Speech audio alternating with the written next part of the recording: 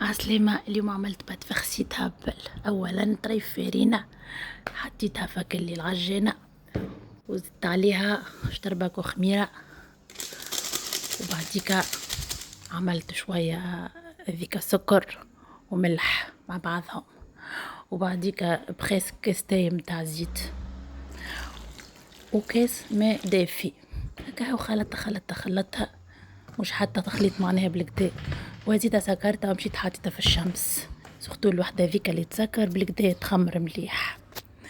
دخلت بعديك قلت خلينا نعمل لها شوية دجاج، حطيت الدجاج هذايا بكله ومعاه زنجبيل، سختو هذاك الزنجبيل ينحي الزفورية وكركم، زيت زيتونة بالطبيعة أنا نعمل كان بزيت زيتونة، وهذاك فلفل أكحل.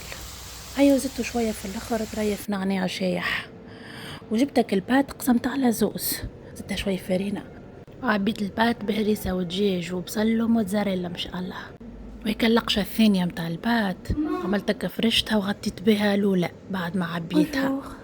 يا سيدي زدتها هكا شوية زيت زيتونة، قلت خلنا ندهنها بشوية زيت، وتعبت في الكوشة تقصت بالكدا ما شاء الله ريحة محلاها، وعملت لي صحين هكا في كعيبات مقصوصين بالكدا، وتبارك الله عملت بها صحين اخر في وسطه شويه سلايت هكا بريزونتي.